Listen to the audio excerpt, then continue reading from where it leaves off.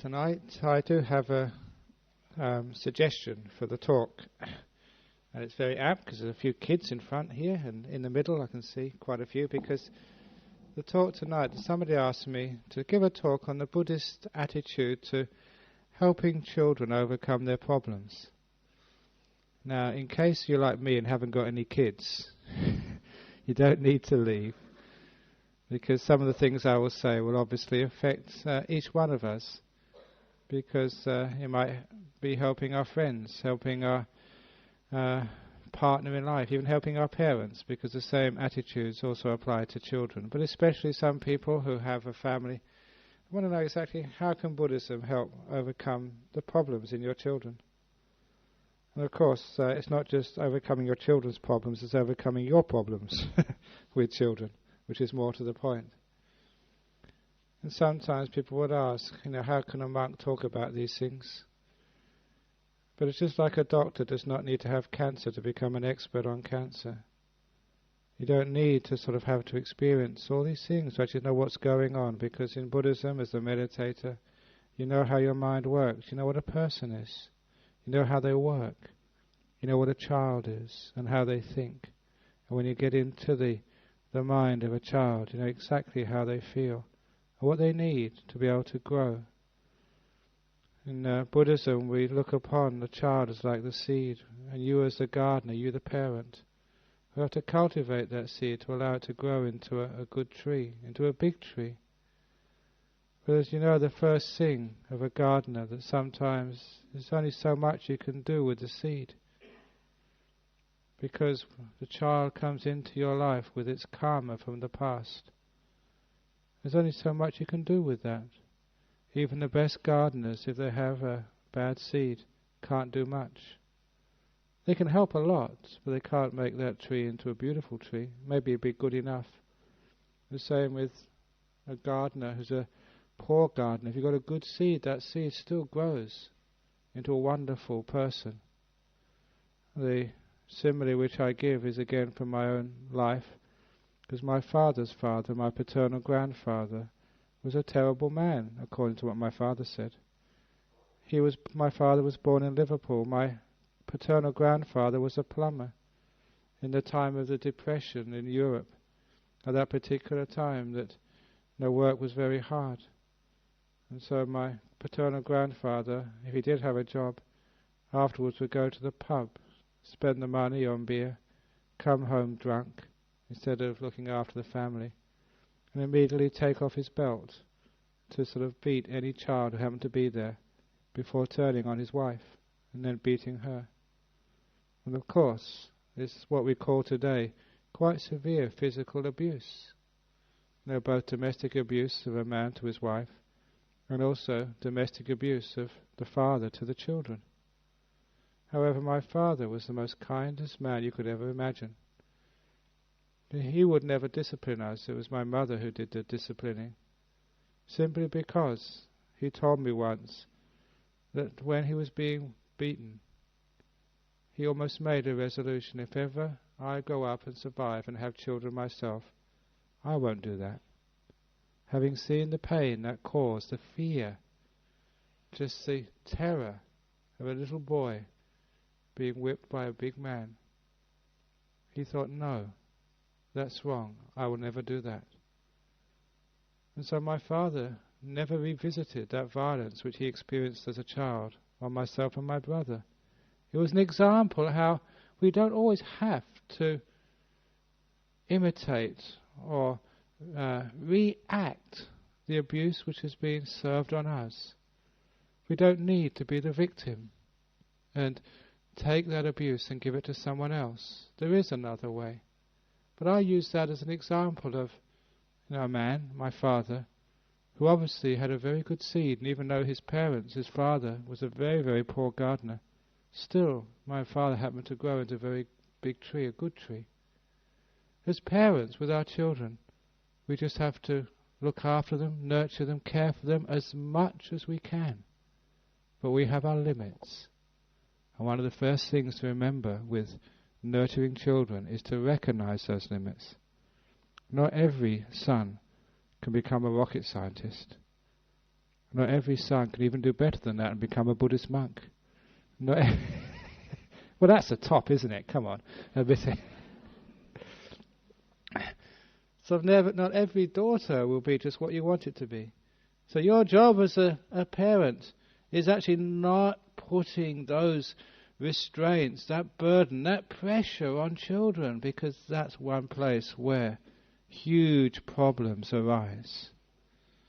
A gardener looks after that tree for many years until it's strong enough to live by itself.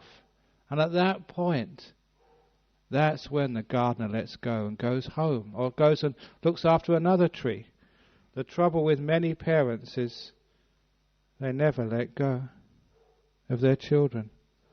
They always want to dominate them, tell them what to do. They're always worrying about them. In Buddhism, we advise to look at how the birds look after their children, little babies. Sometimes the mother sits on that egg for hours at a time. If you've got a sore bottom sitting on your cushion, that's nothing compared to these hard, uncomfortable eggs. But they're willing to do that. And they go searching for worms or whatever else they eat all day, feeding their young. Then they teach them to fly. When I did my 6-month retreat, it was very beautiful. There was a pair of eagles not far away. I saw the eagles. They had 2 young. I used to watch them, so teaching their young how to fly. And just watching them, and just, the 2 big ones followed by the 2 small ones. Very wonderful to see. But as soon as those birds can fly, what does mum and dad do? They go off and enjoy themselves and leave the kids. Okay, I've taught you enough now. Now you look after yourselves. Go on, get out of it. Wouldn't that be wonderful if you could do that?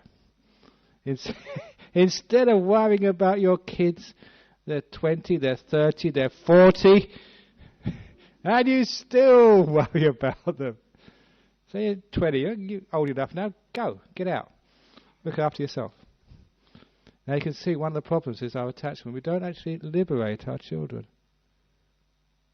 One of the great things about having children is looking after them and then freeing them. It takes one of these amazing things which help children overcome their problems by giving them trust at an early age. Because a child has to learn their independence. They have to learn to trust. You have to learn to trust them, to give them that freedom, to explore the world in their own ways. Not the ways their parents would have them explore the world, but they have to experiment themselves. The child tree is not the same as the parent tree. They can't do things like you did. It's a good job they didn't, because you were pretty naughty when you were young. Sometime I remember going to visit my brother. He's got 2 children, a boy and a girl.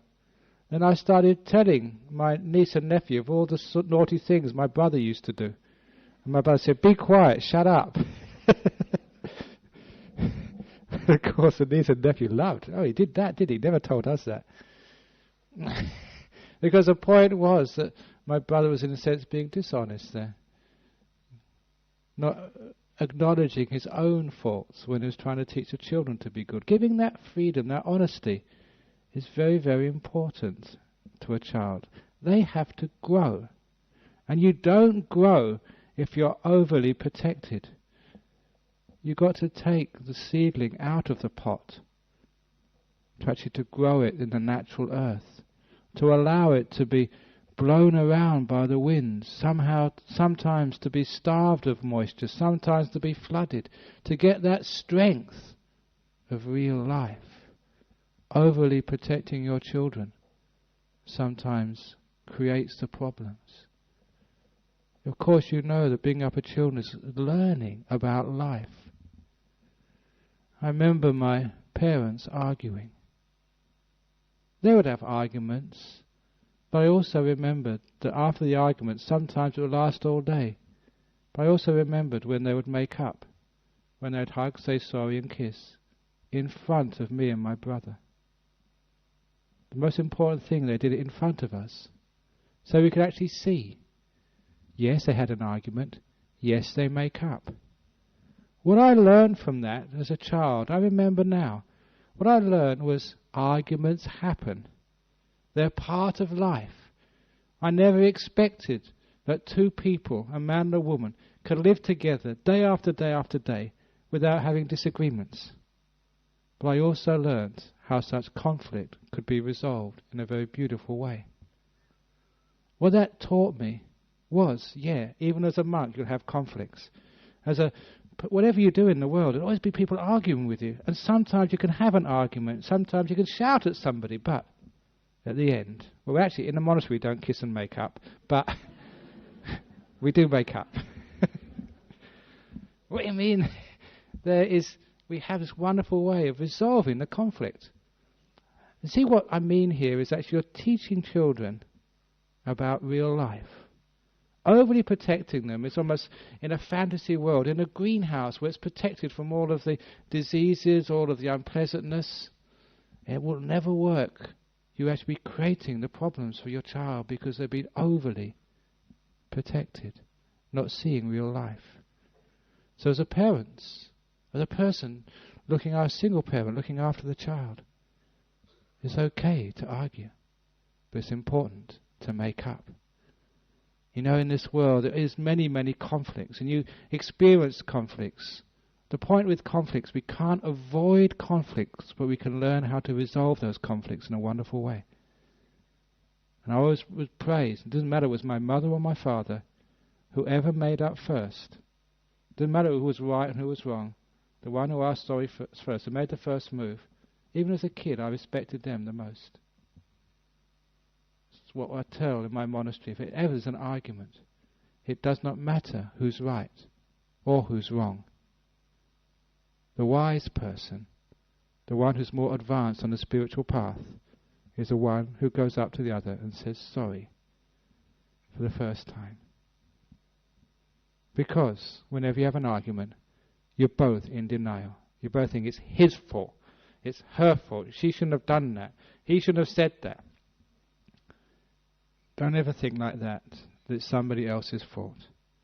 If you think like that, you'll be waiting for them to make the first move, and the conflict never ends. It's have to be up to you. You be the one who says sorry first. I've done that many, many times in my life, and I'm always proud of those times.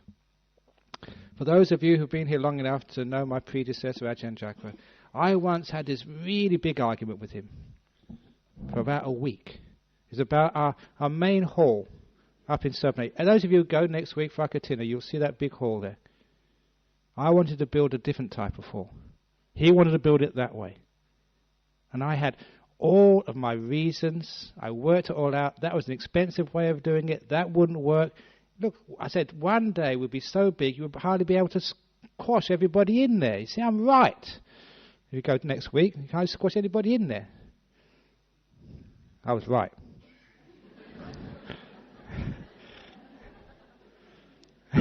But I was also wrong. Because I was creating conflict. And this is one thing I'm proud of, and I don't mind praising this, because it's actually, I was stupid for 1 week, but I was wise for about 30 minutes, which counted. Because I thought, what am I doing this for? What is a monastery anyway? Is a monastery the buildings? Is that what makes a monastery? You could have these beautiful buildings, like sometimes those of you who have gone to see these flash monasteries over in Asia. With lovely marble here, beautiful, inspiring things, but no monks live in it. What's the point of having a beautiful monastery where there's no people actually living there? People actually like our monastery in Serpentine. They like going up to Ganha, to the nuns' monastery, Dhammasaro. Why? Because there's harmony and peace there. That's what makes a monastery, the people, not the buildings. What makes a family? Is it your mansion, or is it the people who live in it? What's most important is the people, not the things. So I had this great inspiration. I went up to Ajahn Brahm. I bowed 3 times. It's great bowing. That's why we bow here. You know, those of you who have never been here before, you wonder what the people do, all this bowing and scraping. It's a great act of humility. Letting go of your ego. It's not Asian. Even if the Queen comes here, you'd actually bow or curtsy. At least you used to do anyway. It's just an act of respect. But you're not respecting the monk, you're not respecting the piece of metal, you're respecting what it stands for. If you're respecting a Buddha statue, you're bowing down. When I bow down to a Buddha statue, I'm going off the point here, but when I bow to a Buddha statue, I bow to purity, compassion and peace. Those are things which are very important for me. Like purity of conduct. Now compassion, kindness is a wonderful thing. I worship compassion. I worship peace and the serenity of meditation. So when I bow down, I'm saying I worship you. I hold this higher than me. I aspire to those things. You can never get more compassion, more purity, more peace. So when I bow, that's what I do. I bow to those three qualities. And in the psychological effect of bowing down, worshipping, something like that, I find that I start to imitate those things more and more. Whatever you worship, you start to imitate.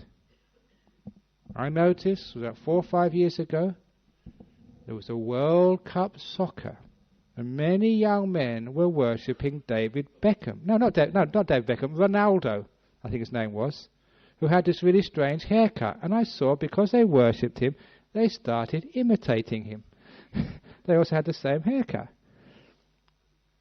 When I was a young man, I used to worship Jimi Hendrix. And that's what I look like, believe it or not.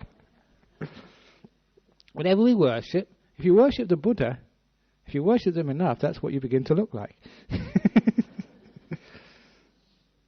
And that's actually why, you have a monk or a nun here. You're not worshipping the person, you're worshipping what they stand for.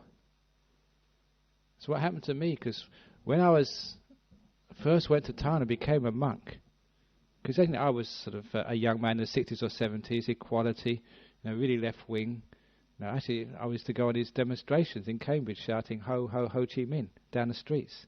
Didn't know what it meant, but, it's cool. That's what you did at that time as a young man, with your beard and your beads. And, what was I going to say? I've forgotten now anyway. That's what you used to do. There we go, it could be forgotten now. Anyway, that's what you used to do at the time when you're very, very young. But, that's what you used to imitate. What you used to worship, that's actually what you used to become. Now, that's right, when I became a monk in Thailand, people started worshipping me. They started bowing down 3 times. Now, it'd be the same with you. If someone did that to you for the first time, you'd feel very uncomfortable. So that's what I did. I told the people bowing down, I said, look, you can do that to the Thai monks, but I'm English. Don't do it to me, please. Now what they said next was actually really hit me very hard. They said, look, we're not bowing down to you, we're bowing down to what you represent. And I found out I suddenly became very disappointed.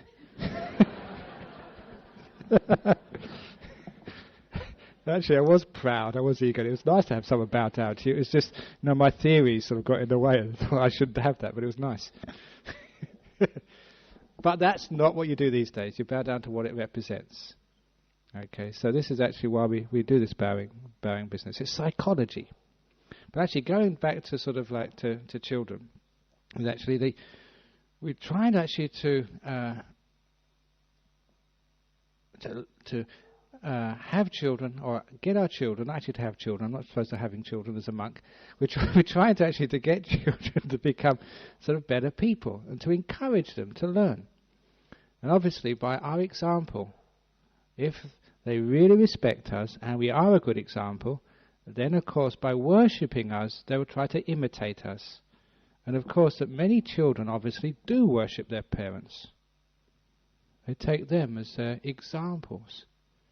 And so if you're a person who hasn't got problems, then it's very likely, or you show the way out of problems, it's very likely that you will encourage your children also not to have problems.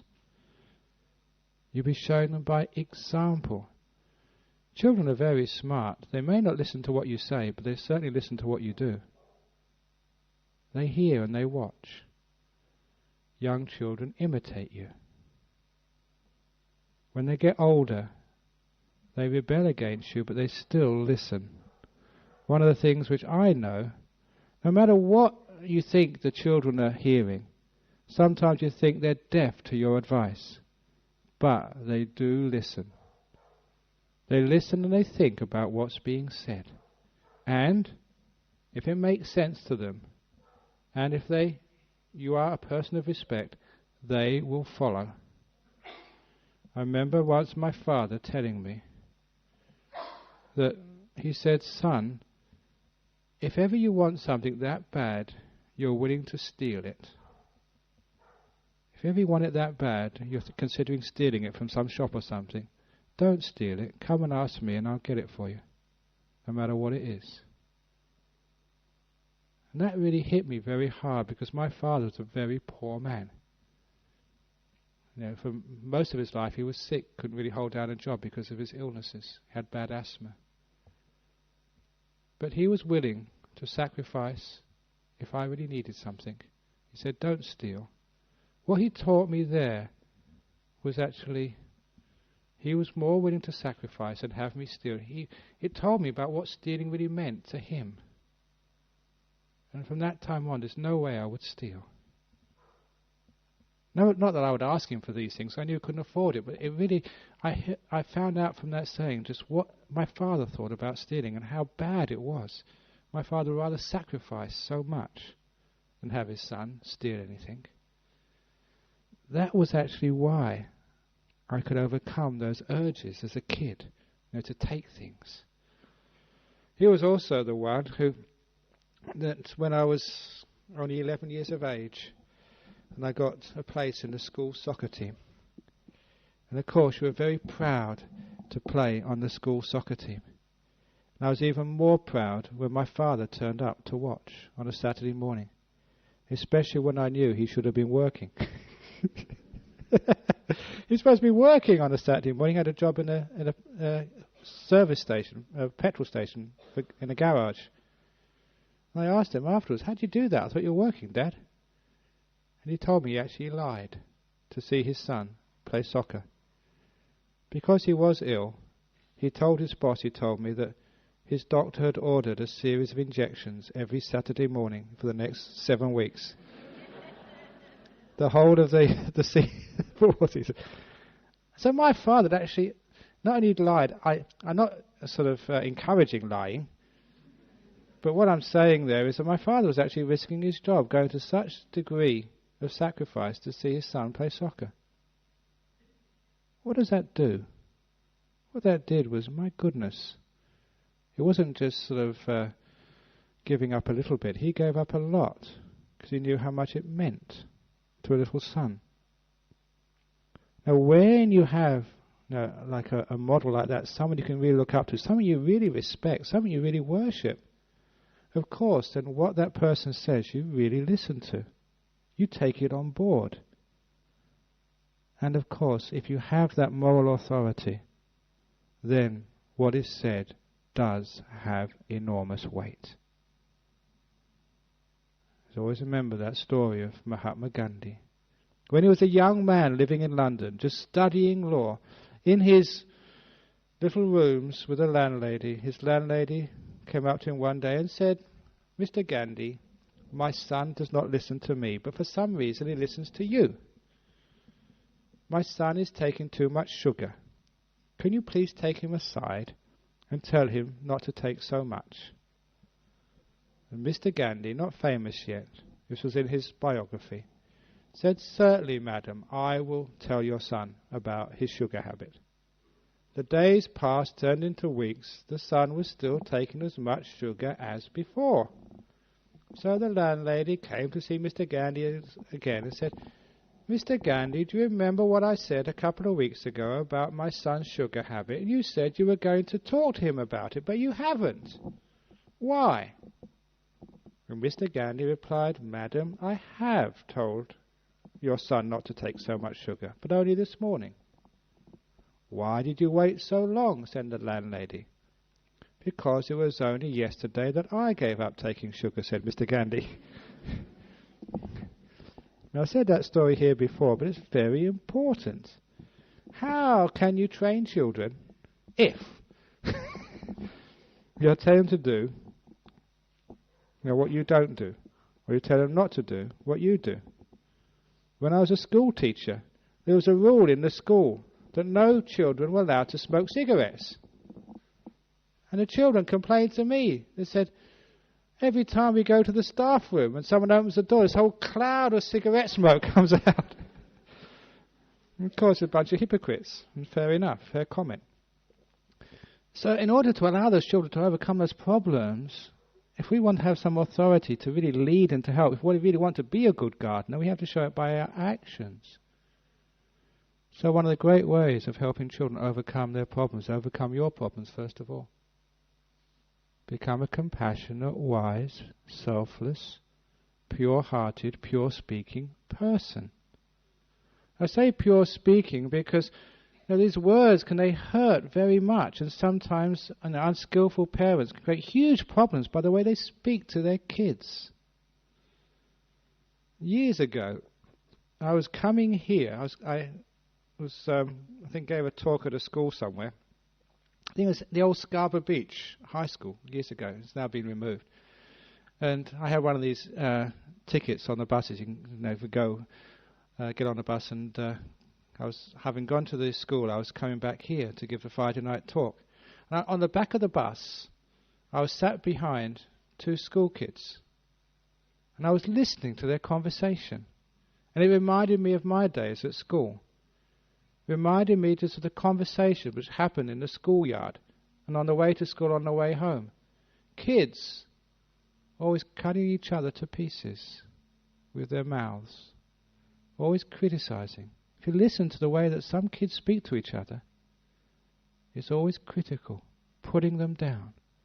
If it's girls, yeah, you're not pretty, you've got a big nose, but look at you, you're just fat. Whatever it is, a lot of times the only time that people speak to each other is to criticize. And I remember what it was like being a kid at school, getting criticized by your friends. And you go into class, and unless you're top of the class, you get criticized by your teachers for not trying hard enough, even though you're trying your best. And you go home, and you get criticized by your parents. Imagine what that happens to you if you have that day in, day out, year in, year out. No wonder some children have the problems of surliness, uncooperative, even sometimes rebellious to the point of even being suicidal. Why? Listen to what they hear. Wouldn't that be the same with you? A young child needs encouragement much more than criticism. There's the peer pressure growing up. The girls want to be most attractive, more pretty. The boys want to be stronger, tougher, whatever it is. Growing up together, there's incredible competition, which causes a criticism. This competition business, I've said this before, it's one of the worst things about our society, how competitive we are.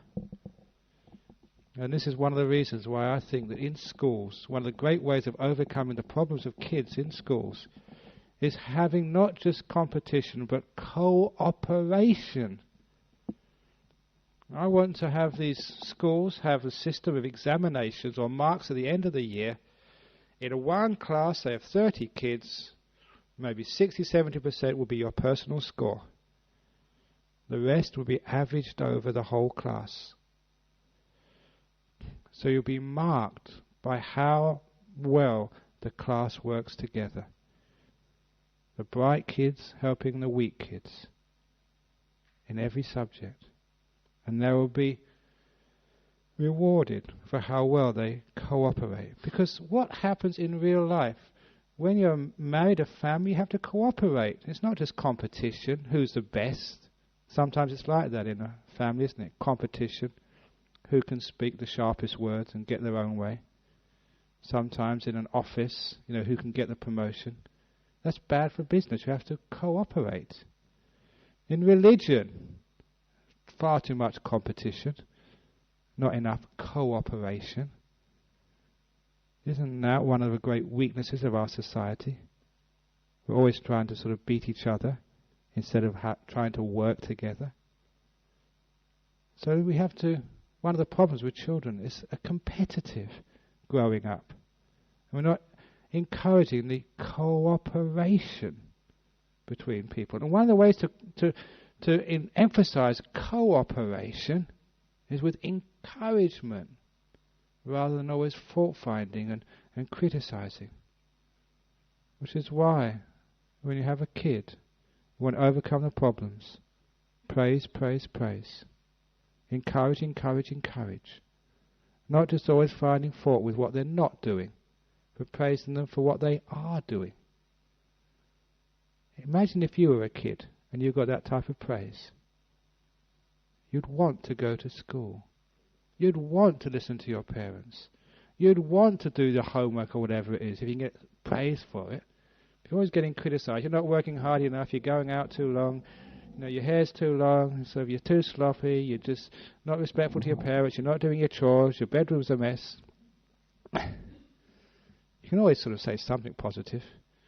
Saying, well, sort of your bedroom's, it's not as untidy as sort of, that sort of place where the bomb went off in sort of Jakarta. Whatever, so be inventive. You can always say something positive. But what it's saying here is that you're actually encouraging people and encouraging children. I know I go on about this again and again, probably every week, about praise is much more important than sort of blame. If you're in a relationship with another person and you criticize them, that relationship is going to end. Praise them. It's easy to do. It's fun to do. You get much more traction in your relationship from a bit of praise. It goes a long way. Everybody loves it. It's free. It's got no bad side effects. It makes you feel good. It makes that her feel good or him feel good. Makes the kids feel good. They work harder as a result. This is what happens to me. When I got praised by my father just for trying my best, I tried harder.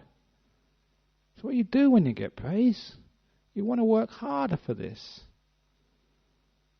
And so you get more positive energy.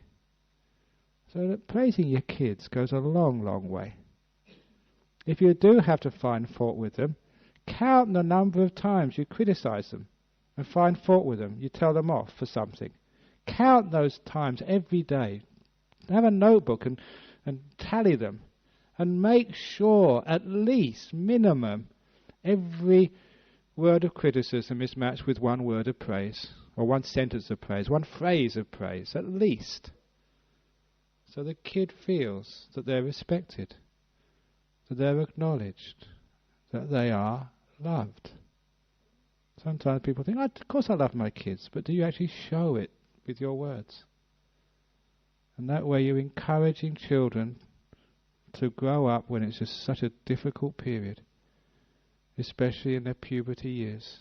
So much competition, so much striving to succeed, to be successful in the mating game, let alone being successful at school as well, when it's supposed to be so important. So that way that we can actually praise and encourage our kids. Doesn't matter sort of what they do. Encourage them and praise them. They don't always have to become top of the class. They can't always become top of the class. No one can always become top of the class. And this is, those of you who read that little book of mine, Opening the Door of Your Heart, one of the true stories in that book. When I was a school teacher, this is how I praised my kids in the class. At the end of the year, one child in my class came bottom of the class. Of course, they have to. Someone has to come bottom. But that kid, I saw them when he gave out the report cards. As they did in school, you get your report card, they look at it, bottom. How am I going to show this to my mum and dad? And you saw them there, looking really depressed and glum, almost suicidal. Well, actually not suicidal, but they're probably thinking about something like that. And I decided it's time to act, to help children overcome their problems. So I went up to them. And I looked at them in the eye and smiled and said, what you've done is a wonderful thing. In Buddhism, because they knew I was a Buddhist, as a school teacher I was a Buddhist, I said, what you've done is like what in Buddhism we call you're a bodhisattva. A bodhisattva is someone who sacrifices their own happiness for the sake of others. He said, you've been far more compassionate than these other sort of people in the class, because you've taken this terrible position. It's so hard to become bottom of the class. And it's just so unpleasant and difficult and troublesome. But you, out of your great compassionate heart, have taken this awful position so that no one else has to suffer the ignominy of becoming bottom. In fact, of all the people in this class, you're probably the kindest, the most spiritual inside. I think you should get the medal. And he looked at me, like many of you looking at me, thinking I'm crazy. But it worked. Because he laughed. And that laughter sort of just broke that sort of depression and sadness. Because he realised that it's only just, you come bottom once, somebody does that once, he said, oh, I'm so compassionate because I took that position. Next year, he didn't come bottom. Someone else took that position. It was encouraging them. And sort of, instead of like feeling just so down upon yourself, because life sometimes does make you bottom of the class. So what? Big deal. These days I tell people about one of my favourite monks. That monk came bottom of the class 3 years in a row in grade 1 in Thailand. After 1 year in grade 1 in Thailand, the teacher just could not pass him. Had to redo grade 1. I don't know what he couldn't do, plasticine or drawing stickmen or something. But he couldn't pass, so he had to repeat it.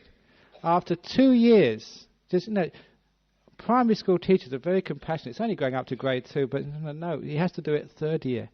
After 3 years of grade 1, she couldn't sort of promote him. So after 3 years, that was it. He had to leave school. Not even finishing grade 1. It's a true story. Now, what happens to people who are that sort of, stupid? They send them to a monastery to become monks. But not all monks begin life that way. So he went to this monastery. And of course, some of the abbots are just so compassionate and kind. And they accepted this, this basically village idiot. And tried so hard to teach him some basic Buddhism, like 4 Noble Truths. How many was that again? That eightfold path, what does that mean? And trying to teach him some chanting, but just nothing would stick. He just couldn't do it. And the poor old abbot got frustrated after a year or two. So the last resort, this was in Thailand, the last resort, if even in the village monastery it doesn't work, they send him to the meditation monastery. It's the last resort. And just the monk there, the teacher said, okay, just present moment awareness, silence, just watch your breath go in and go out. His mind was just so pure and simple. It was just so easy to do. He soon got into the deepest of meditations, became a saint. And actually, his chanting, he couldn't learn chanting in this life, but he got so deep in meditation, he remembered a past life, when his brain was much sharper, when he could learn his chanting from the past life. He actually used that to chant in this life. And that's how he could do all the chanting. He became a very famous saint in Thailand. So any of you who have children who can't pass grade 1, send them to me. We could have this great saints with great psychic powers and great meditation. The point is that's an extreme example that every child is valued. Every child is worthwhile. No matter what they do in school, that's not important. It's sort of important, you encourage them, but that's not absolutely necessary. When a child feels valued, not rejected, half of their problems disappear, if not more. Rejection is the main cause of problems in a child. They're growing up and already they feel very alone. The mother might say, I really love you. The father might say, you're my son, I love you, but they don't show it. They want them to be something different than they are. In Buddhism, we start how a person is, accepting that. And that is the start of growth, acceptance, kindness, compassion, love. If we start where we think they should be, then that's fighting, battles, wars. That's actually, if you look at it very deeply, that's hatred. It's not real love. It's control. It never works. So look at our children as they are.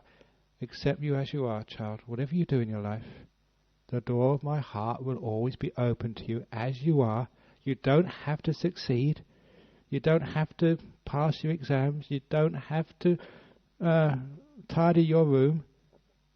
I will love you, son, daughter, for who you are. Always. No strings attached.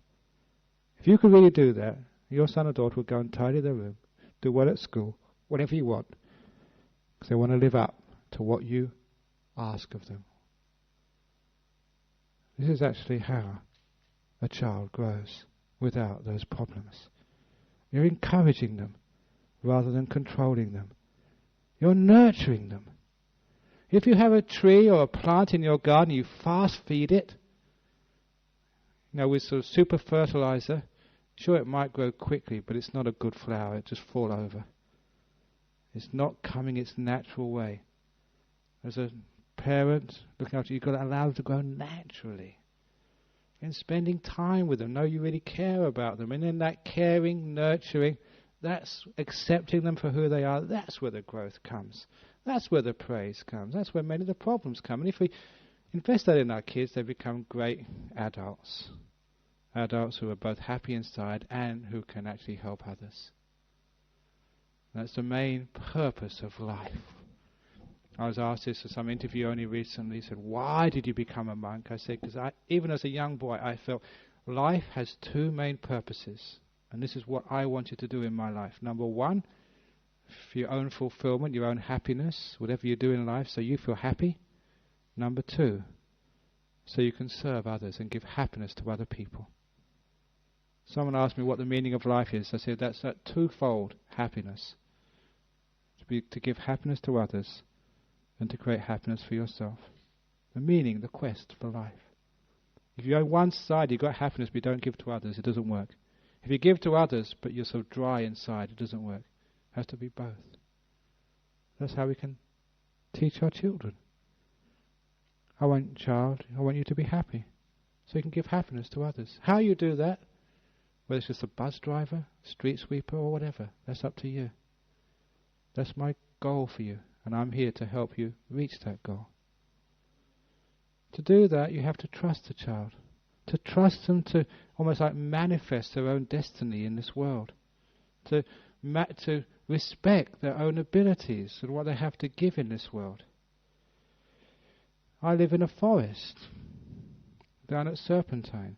Many of the trees in those forests are dead trees. When I first went to Serpentine, I wanted to knock down those dead trees, to actually saw them off. I thought they spoiled the forest, having all these dead, dieback jarrah trees up there. Until somebody stopped me. They said, Ajahn Brahm, don't cut those trees down, because in those trees, that's where the birds nest. That's where the possums in the hollows of the tree, that's where they nest. There's so many beings in this forest rely upon those dead trees. Leave them alone. And I changed my attitude. I started to value the dead trees in the forest. They were important. When you're wise, everything is valued because everything has its place in a forest. They don't all have to be beautiful, straight, big trees with this luxuriant foliage. Even the small trees and the bushes are important. Your children don't have to be these big, great people, who are great doctors serving the world. Sure, a forest should have those beings, but those big beings, also need the old dead trees, the small little bushes, the crooked saplings. They too are just as important in the forest. In the same way that your child, doesn't matter what they do in this life. I remember one parent, they told me they're very happy that their son, who'd been on the dole for many years, they said he had a job working in the office. They're so pleased until they found out that what the office meant was a dole office. He just rolled up every week to pick up his money. You call that an office job? But still, he had his place in the world, whatever that place was. And those people are important also. Everyone has a place in the world, and so we value them for who they are. I know some people come and ask me, said, I've got a child, should we bring them up as a Buddhist? I say, no. Do not bring your child up as a Buddhist, otherwise you just become another evangelist. So the last thing you should do is bring your child up as a Buddhist. What you should do, and this actually comes from this monk who's now actually in the United States, Ajahn Amaro. He said this, brilliant advice. He said, if you've got a child, bring them up to value two qualities and to cultivate them until those qualities are very strong inside of them. Bring them up to be honest, number one. To be honest to themselves, to be honest to the world, so they're not deceivers of themselves or deceivers of others. To be honest, number one. And number two, encourage and teach them to question. Question as much as you like. And be honest enough, if you don't know the answer, to admit you don't know. To be honest enough when you find the answer, yeah, that feels right. Because he said, what you're doing there, you're equipping your child to find their own religion, their own path in this world. And if Buddhism is worthwhile, if it's a good religion, those two tools of honesty and questioning will allow them to reach that goal by themselves, which is what is important for a child. Not that you give them that religion, but they earn it for themselves. You can't give your child truth, no more than your parents could give you truth. You have to find it yourself. And this was a beautiful advice on how you can bring up children, to encourage not know where they will end up, but how to get there. The tools of life. And of course, all I've said so far about praising, encouraging, nurturing, questioning and being honest, accepting for who you are. Doesn't matter if you're an old dead tree or if you're a young sapling or crooked or whatever. That degree of acceptance you find is just this beautiful means for loving others and loving yourself. Accepting others and accepting yourself.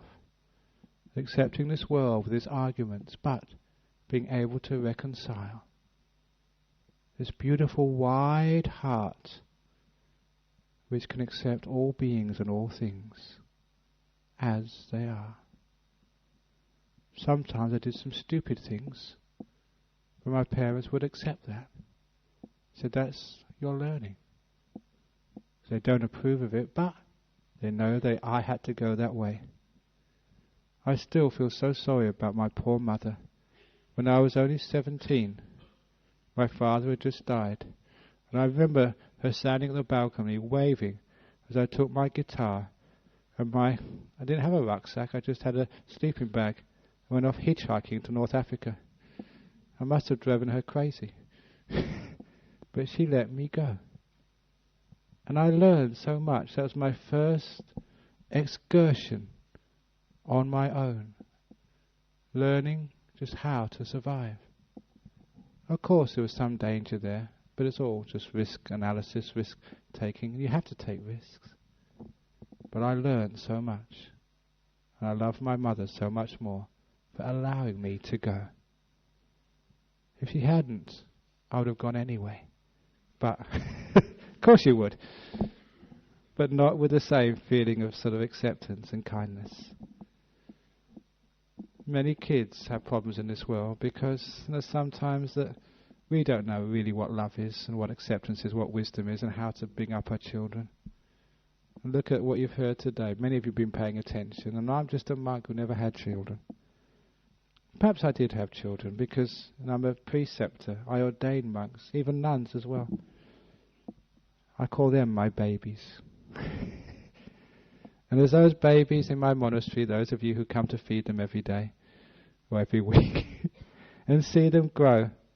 You see just how I nurture those as if I was a parent, give them much freedom, allowing them to make mistakes, praising and encouraging them, but very rarely criticising them.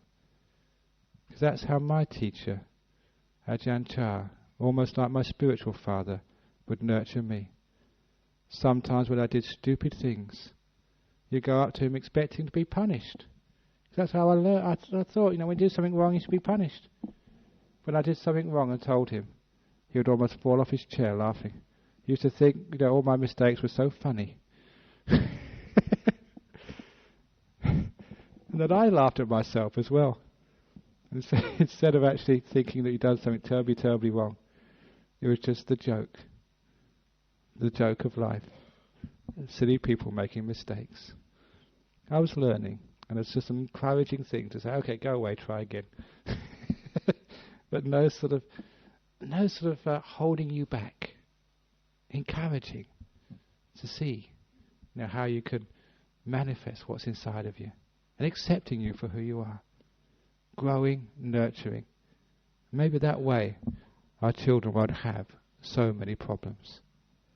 We can actually bring up our kids to be cooperative, loving, caring, wise, at peace with their role in the world, but still with the ability to reach their potential, to serve for their own happiness and for the happiness of our whole world. So that's the little talk this evening on helping children overcome their problems, and also helping you overcome yours. Thank you. Okay, any questions or comments?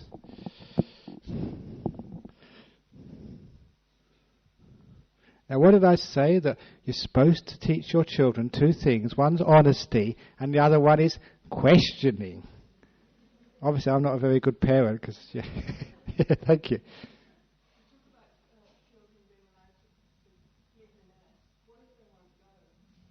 Where they go. Wait one evening when they go out to night clubbing or something, and then lock the door.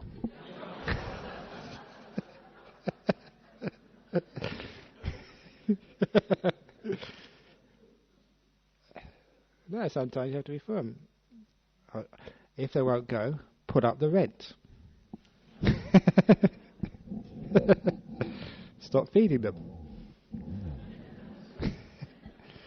That's a hard thing. The reason why they don't go, when it comes down to it, is because the parents don't want them to go. And you, many, many ways, you work hard to make sure they don't go. They get a nice girlfriend, you go out rubbishing him. I mean, this is a terrible girlfriend. I wouldn't go out with her anymore. Or whatever verses.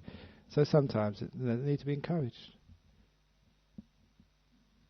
Because it's important that sort of, that the tree, or the sort of the seed, the mango, actually leaves the tree to grow by itself. To go out into the world like that. Sometimes the birds actually do kick their young out of the nest. Look at the kangaroos. The kangaroos in our monastery now, they've got the joeys inside. And the little joey heads are poking out. They're just the cutest thing. I've seen this for 21 years now, that monastery. I still get lots of joy seeing these little joeys sort of diving back into their mother's pouch, all legs and tail all over the place, and then just going around inside and poking their head out afterwards. But the joeys from last year are now being chased away by their mothers.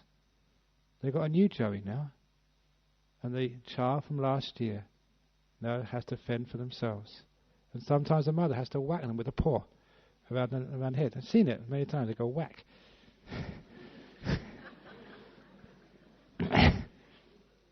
Now, I'm not encouraging that because you get sued, or I'll get sued for that.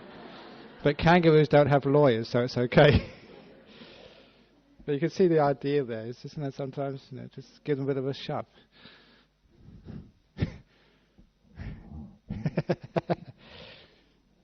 Any other question there? Thank you. Yeah, good. Yeah. Again, the biggest malevolence, the biggest evil, if you like, is stupidity, ignorance. And again, that's actually overcome again by questioning and honesty. And if kids, not just kids, if all people were really asked to question, and to take honesty is really, really important. To actually to be able to think for themselves and to challenge others. You notice how often there's this spin on the media, this spin on sort of by governments, this spins on even religions, always getting you to believe, what I say is true. And that's the danger there, when there's just people don't think for themselves. There's this little saying which I heard recently: when everybody thinks the same, no one thinks at all. And the last thing I want in this place here is when everybody thinks the same. Do you agree with me? So all together say, yeah.